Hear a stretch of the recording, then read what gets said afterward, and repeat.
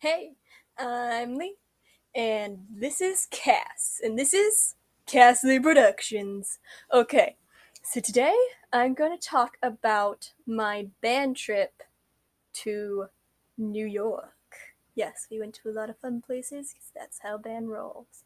So I'm trying something different now. Now I am drawing outlines because honestly, refilming things 5 times is kind of annoying, and so is editing out all the awkward pauses of human speech and mistakes, though those still probably will happen. But hopefully it'll go better with my outline, but it's still kind of garbled because, again, I did not really arrange any of this. I just kind of wrote down the bullet points of what I want to talk about. So that's what this sheet of paper here is going to be about. Look how beat up it is. Yeah, it's pretty sad, but that's okay. So let's see on my list. It says the first thing I wanted to talk about was my favorite people I found on the trip there. Now, I also want to mention that for journalism, I was doing a course on the band New York trip. So I had a notebook along where I wrote down pretty much everything that happened within every single day. And that's why I kind of remember this trip actually pretty well. I don't know where the notebook went, but if you're interested in me reading that to you, that might be a bit boring. Let me know and I will totally do that. So, again, let's start with my favorite people in New York. Okay, so you might be like, what exactly does that mean? Well, it's people I met in New York that I just appreciated, even though I may have only met them for a few seconds. One of these people happens to be actually, we were staying in this hotel, right? And so in the hotel, you know how they have that, staff elevator where people go up and down, and usually it's separated by a door that says staff only on it. Well, funny story. On our floor, that door did not exist. So there's this second elevator that looked kind of broken down and stingy, like the floor was metal, and it was kind of like those ones that you see in parking garages that just make you question everything. Like when if you ever visit, like, oh, what is it, Ohio? Yeah, wherever the Trump building is. Yeah, if you visit there and you're in the parking garages, it seems questionable. It was like one of those things. And so we noticed that no one really uses it, so it's faster to get between the first and bottom floor. So me and my friend decide to use it this one time, and we go and we take it. Originally, we had taken it to the lobby for him. When we got there, there was also no door that said staff, and so we thought it was an okay elevator to use. So we're using it again the second time in the morning to get down to breakfast, and we're in a rush because everyone had woken up late and we couldn't get this one person out of bed no matter how hard we tried yanking off the covers, turning on the lights, yelling, shaking. That person was just out cold. So we finally managed to get like downstairs, and we get down in the elevator, and the elevator's doors, and they open, and there's a man with a cart that was for laundry, and he's standing there, and me and Gabby look at each other, and we look at the man, and we give this, sorry, me and my friend G, we look at each other, we look at the man, and then I go, we aren't supposed to be here, are we? And he's like, I knew we aren't supposed to be here. And the guy looks at us and he goes, if I didn't see you, you didn't see me. And we're like, great, thanks. And we're like nervously laughing and ha ha ha, open the staff door and dash out. But then I think back, and why did you say if you didn't see me, I didn't see you? Is that was he secretly an assassin or something? I mean, why would he say it exactly like that? But either way, he was like one of my favorite people because he was just so cool with and everything, and that just the fact that he said it like that when he saw us, that's like, nah, it's fine. The way he said that to us was just awesome. I loved it so much. The other one is there's this, we were going, what is it, Times Square Live, that they do on the news, and there's those people all bundled up. I always wondered why they're bundled up, but now I know New York is super freezing cold. Like, we were there on our spring break, and I admit that our spring break was sort of freezing where I live, but I live in Michigan, and Michigan is just crazy weird like that. But I went to New York and it was still like freezing cold, so I was like, good to know it's just not Michigan. So we're standing outside kind of waiting because we gotta, slowly go in and go past security and everything. So as I'm standing there, there's this glass building that construction is happening on. They have that giant crane and that box up there, where the people stand and like clean the windows and stuff, sort of like that, like those craney things that up and down. Yeah, one of those things. And inside, there's this man wearing a white sort of hazmat suit with one of those things that go, on. I don't know what you want to call it. I forget the name right now. It'll come to me eventually. Kind of like a gas mask, but not really a gas mask. So I don't know what you call them. And, he's like kind of covered like head to toe, and he sees us and he starts waving. And so I wave back because, why not? And then, he goes and he walks underneath the crane, and then he points up. And so then I look up and I look down at him, and I swear that there's like this sly smile. And then at one point he picks up like a wrench, and I don't know, a hammer or something. And he starts going with the hammer and the screwdriver, just dancing like that. And I was like, you are now one of my favorite people in New York City. So that's the list of my favorite people in New York. Looks like this is going to have to be a 2-part timer looking at the time. The second part I want to talk about was boat legs. Okay, so we went to the Statue of Liberty and Ellis Island on our trip. So the waters were really wavy, that whole entire thing where it was rocking like that, like the platform onto the boat was just wham, wham, wham, like down on this concrete.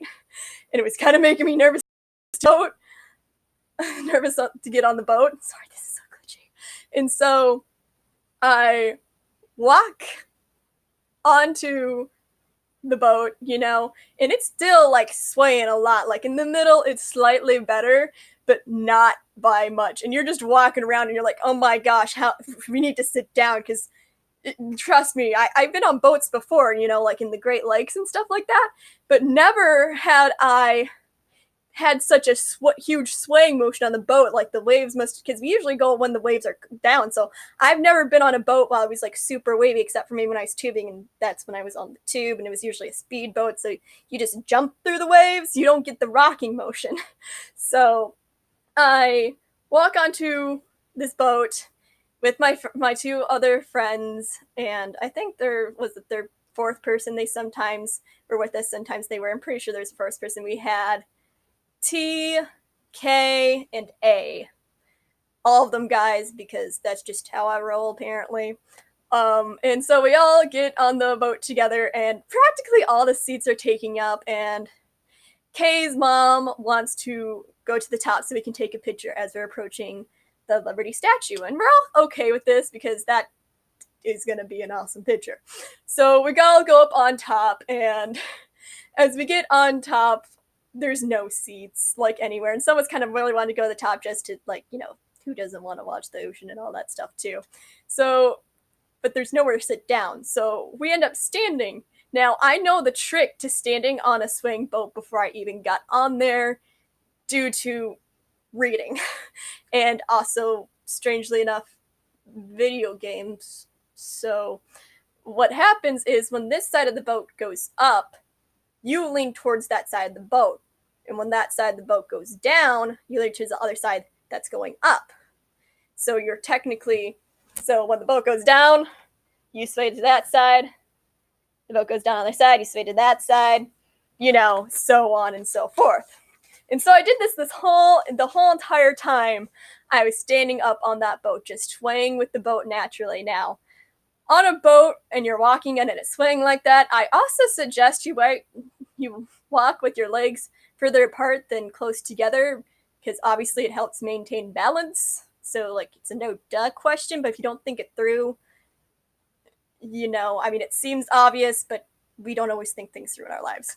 So I end up getting, and so as we're just like walking back and forth, like I said, I'm just swimming back and forth, and as we're walking off, I'm trying to walk and play, like, was it more or less get the rhythm of the ship down as I'm walking. Like, okay, so as this side of the ship rises, I need to put as left side of the boat rises, I need to put weight on my left foot, And as the right side of the boat rises, I need to put weight on my right foot. So I'm trying to time this out as I walk along the boat and walk and move around and all that. And so then, I feel like I've done a pretty decent job, but I honestly felt like I was still really discombobulated and like jarking like a sick cat, like all over the place is what I felt like I was doing. But apparently I had gained my sea legs because when I got back on shore on near the Statue of Liberty, I was like, why do I feel like the boat is still swaying? And Kay's mom goes, oh, you must have gained your sea legs. And I was like, in the amount of time it took us from get to New York to the Statue of Liberty, which wasn't very long, mind you, I had managed to gain sea legs. So I was really it was easier definitely walking in the path, but it was kind of having strange feeling. It's like when you spin around in a circle and you stop and the whole world is still spinning. It's practically the same feeling, but it's just in your legs and not in your head. That's the best way I can describe that. And since we're still not at the 20-minute mark, we're gonna share just one more. And it's actually not on the list. This is more of a fun fact I'm gonna throw in there. The whole entire time I was in New York, you know how I mentioned it was cold and all that? Well, I had brought a jacket and brown mittens, which I did not wear a good majority of the time because my boyfriend was with me and he could warm my hands. So I also wore this pink bright colored hat, like as pink as this beautiful Cassidy right here. And so in every single photo that was taken during this trip, it was like, where's Waldo? I would just look for the pink hat and be like, oh, look, there I am. And then find the rest of the group members. I'm like, oh, look, there I am. There's very few photos where I wasn't actually wearing my pink hat. And it was how most people actually found me in New York, because all the people I was with, of course, are supremely tall. And since they're tall, the field of vision is different from my field of vision. And so when they look for me, they'd go right over my head. But since the hat gave me a few extra inches, they'd spot the pink, or they'd be looking through the crowd and they'd see the pink and they'd be like, oh, she's over there. You know? So that's that. Since I'm going to try to keep this one short, there is going to be the part 2 of my trip to New York City. I hope this made you laugh, because that's what I'm here to do. And to also release stress, because this is a great stress reliever for some reason. Who knows why? Maybe it's just because it's funny stories. Who knows? Anyway, I will, well, just come back and watch the next one, please. Like and subscribe. You know the drills. Drills. It's technically just a drill. Okay. Have a nice laugh. Bye.